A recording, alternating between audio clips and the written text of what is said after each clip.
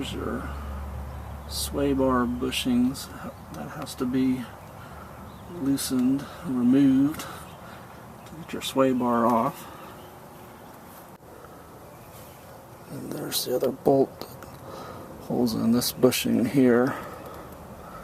Now, I'm not sure, since I haven't started this project yet, if you have to do both sides simultaneously or if you can do one side and then, once you're done replacing the spring, then do the other side. So I want to find out once I'm into this project whether I have to jack up both sides and do both sides at the same time. And once you get the sway bar off, you're going to want to put a jack under the axle and then loosen your shock. Remove that bolt that retains on the bottom and then start lowering the axle down. Now, it's a good idea to put something on the spring to keep it from shooting out of there or falling out of there if your jack doesn't slowly lower the axle, for example. I soaked these overnight in that container and it was filled with 303. What's interesting, when I opened the top in the morning, the 303 was basically gone, so it's mostly absorbed into all of these, which I found interesting because normally when you see people say they soak something in 303, they have a lot extra and they dump it back into the container, but these all absorbed it up. So it'll be interesting to see, never having replaced these after soaking in 303, we'll see if the 303 makes any difference in the long term as far as the longevity of these. For your safety, you want to make sure you chock the wheels. Have the car supported by jack stands. I went ahead and left the jack under there as well, just as a extra precaution.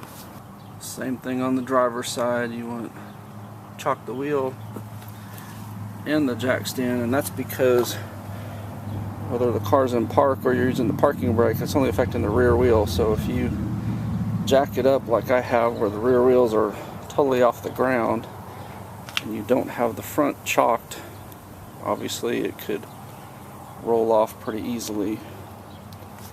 So we also want to make sure, give everything a good push just to make sure, because you'd rather it fall with you not under the car than if you get under the car. So now that we know the car is up and safe to be under, so we're going to take the sway bar off, the bushings and links off. I'm going to take the wheels and tires off, but we're going to undo the lower shock mounts with a jack under the axle and then lower the axle down on each side, and that should allow us to get to the springs. So to give you an idea what you're up against, you gotta get these links off. There's a bolt there. There's also a bolt on the top. Thankfully you can reach it from the front side. It looks like there's a bolt there, and I'm guessing this is a plastic cover here. I'm guessing you probably have to remove the plastic cover, because there's probably a bolt like that in the back. I don't know for sure. We'll find out when we get there. To remove the plastic cover, it looks like you remove that and that, or at least loosen them enough so that those can slide off. And then, like I said, this is just a plastic here. So you have to do that on both sides. So there's the passenger side. So to get these off, you're going to have something holding the middle part. So you see, I just put a clamp plier on there, and that allows me to turn these. Now these are torqued down to 13 to 17 foot-pounds, so they should be fairly easy to get off. You see, I'm just using a regular socket wrench.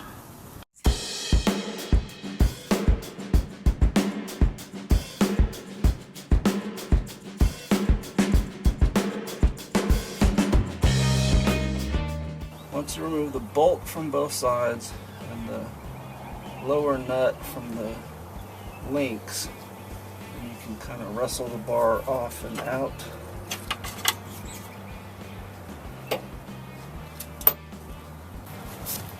So with it off the car, it's a little easier to see everything. So these metal clamps just have the one bolt holding them on, but I found that you did kind of have to loosen the plastic cover so it could kind of rotate down to get these off. And you see the bushings on mine are at least dirty, if not totally worn out. So this one is just soaked in axle oil. So with it off the car, you can certainly clean it up and paint it if you are inspired to do so.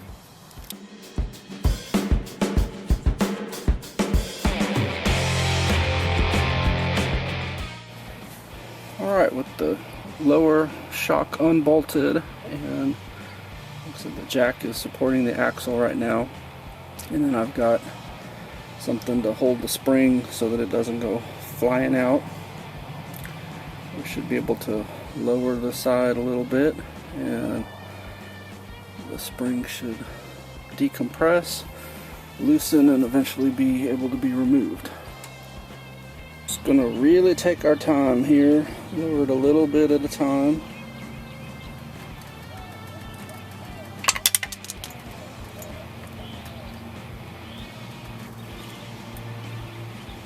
You see the spring is decompressed, it's very loose in there, so it's just gonna be a matter of getting it out of the housing here.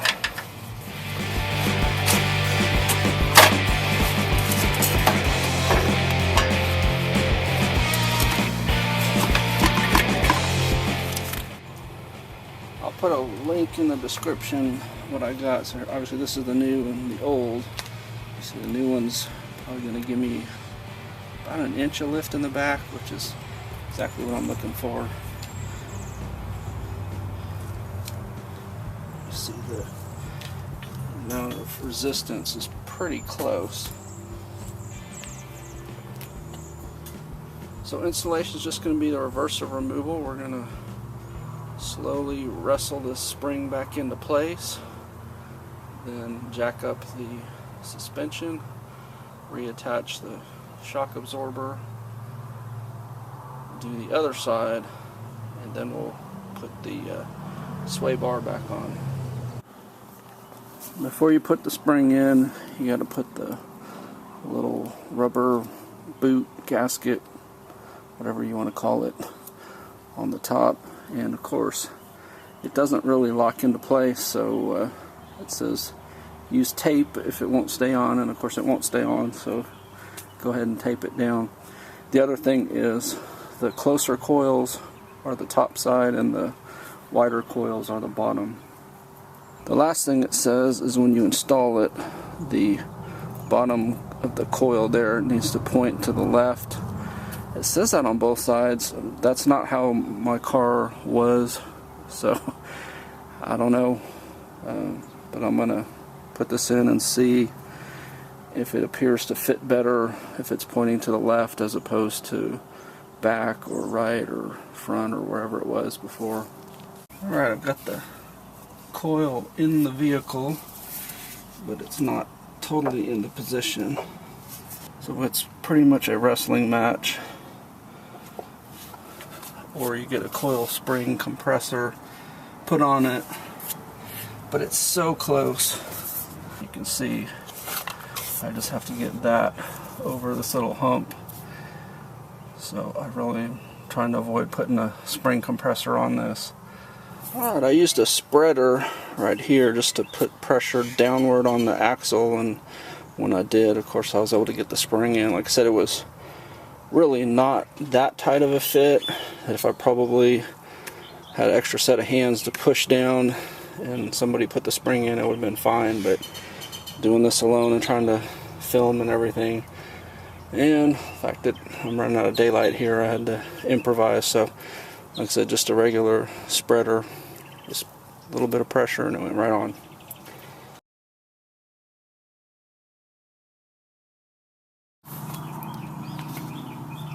Once you have the spring in, then put your wood block under here and slowly jack it up until that lines up. Then put your bolt in. I put some red Loctite on there, although it's not very visible. And then on my year model, this torque's down to 66 foot-pounds. If you have a different year model, mine's an 08, then obviously you're going to want to look up what the torque setting is.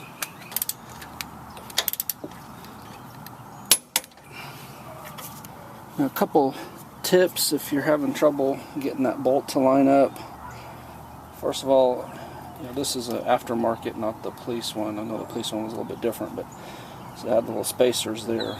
So you put the bolt through the spacer and then start jacking it up. You should be able to see when it lines up.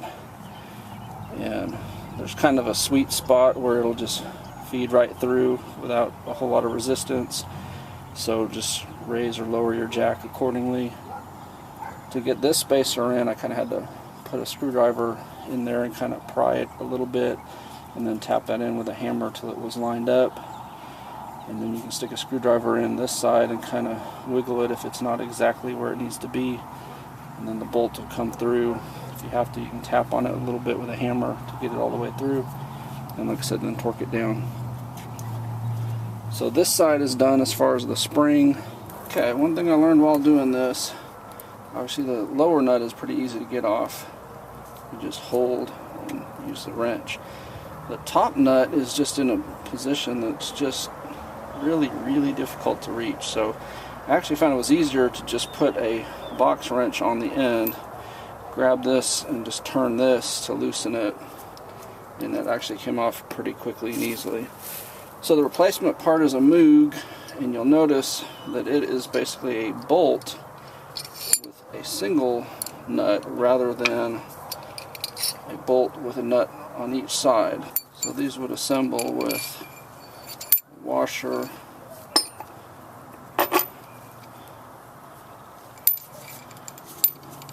and then a bushing, and then put it through, have another bushing, another washer, and then this piece. Basically going to look like that. Okay, I usually don't get this lucky, but it appears that this will fish down through here. So if you get it just right, basically you gotta push it up that way, and there's just enough clearance to get that in. And like I said, that'll make the installation go so much easier. There's an interesting issue with the sway bar bushings, and that is they don't split, so you can't just pop them over.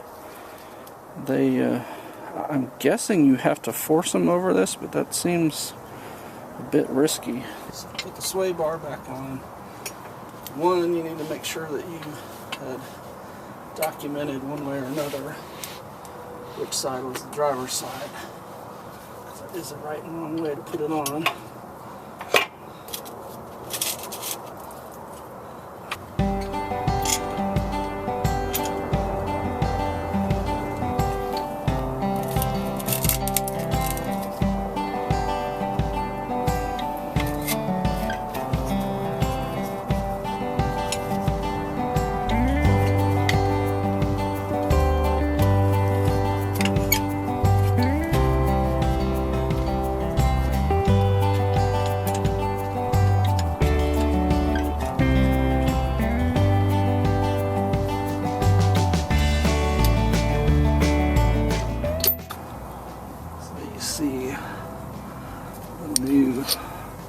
Link fits like that. I think it looks nice with the blue. I almost wonder if I should have painted this bar blue, but it's too late in the day to do it now.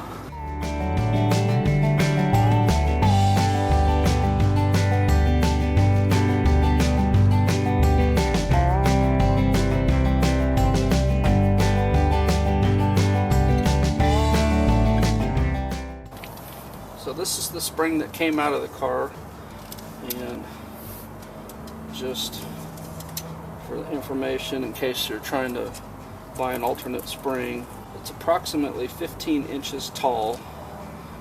Now I'm guessing that it's supposed to be a little bit taller. The spring had about 110,000 miles on it when it came out of the car. So that just gives you an idea. If you're wanting a 1-inch lift, you probably need about a 16 and a half inch spring, and so on and so forth.